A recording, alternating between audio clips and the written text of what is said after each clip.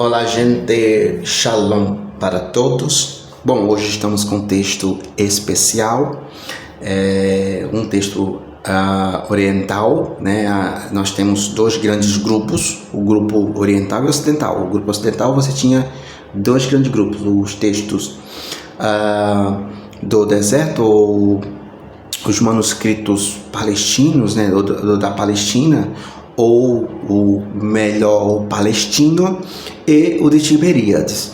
Aqui nós estamos falando de um texto, e como vocês estão vendo aqui, né, notem já de cara gritante, como exemplo que eu estou usando o texto de Jeremias, você já tem aqui a pontuação, o sistema de vocalização, né? Observe que vocês não estão vendo, geralmente a gente vê, por exemplo, do caso do Ocidente, aqui embaixo, né, o texto. Só que a gente está vendo, ó, se vocês perceberem, em cima das consoantes. Então trata-se de um texto supralinear.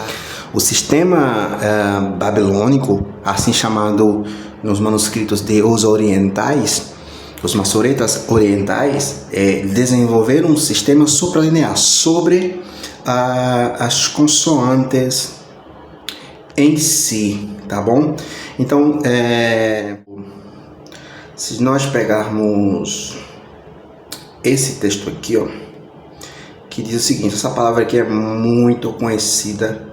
Nossa, será que vocês conseguem ler essa palavra? Bet, Resh, Aleph, Shin, Yod, Tav. Então fica B, e observa lá em cima o Shevá, né? O Dagesh permanece na letra Bet. Aqui você tem, ó, a Tsiré em cima da consoante, né? Bere, Aleph é muda. Shin, você percebe que tem o pontinho à direita, indicando que é SH. E acima do Iod, você tem o Hirik. Então fica Hirik Yod e Tav. No final, Bere, Shit.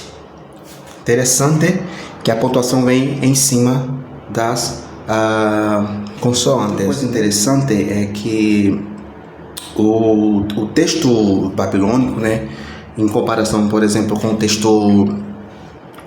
texto por exemplo, do Códice B19, nós estamos falando de um período de 300 anos aproximadamente. É sabido que a maioria dos estudiosos coloca por volta em torno de 500, 600 a 700, mas são mais unânimes no período do 7º século depois de Cristo. Devido à composição do Talmud, e não cita absolutamente nada, então é sabido e são unânimes ali na questão do Talmud, quando o Talmud se fecha. Então, se é aproximadamente 600, então eles datam esse texto. Obviamente você tem dois grandes períodos do texto babilônico, né? O 7º século, uma forma mais simples, 9º e 10º século, uma forma mais já robusta em si desse texto. São, por exemplo, quando a gente fala da Massorá Magna e da Massorá Pava, né? Ou seja, a pequena Massorá. Do lado aqui você tem da mesma forma, ó, a pequena Massorá. Por exemplo, sobre essa palavra Beresh, que a gente lemos aqui em Jeremias, se vocês observarem aqui, ó, deixa eu voltar aqui, você tem a palavra que vat, né, que seria semelhantes, e aqui você tem uma forma abreviada aqui embaixo, bet, shim, yod, nun sufito. Então seria em gênero, né? Tem uma preposição com a palavra gênero, forma, ou seja, semelhante em forma. Aí você tem aqui, da mesma forma que a gente tem no texto maçorético, a letra Gimel, com um pontinho em cima dela. Então, está dizendo o seguinte, em semelhantes em forma, você tem, e eles também têm aqui, se vocês observarem a bolinha, ó, a bolinha joga para cá, para tudo isso aqui, tá? Essa bolinha. Então, diz o seguinte, que são semelhantes em forma, Gimel, número 3. Então, existem 3 formas que são semelhantes ou que estão no início, né? E aqui você tem Betor dentro, no meio, e aí você tem a letra Bet, que é o número 2. Então ele está dizendo o seguinte, no início, e ele dá para nós aqui, ó, onde aparece isso é antes, por exemplo, do verbo bara, que está lá em Gênesis capítulo 1, né? Então essa palavra aqui, antes deste verbo.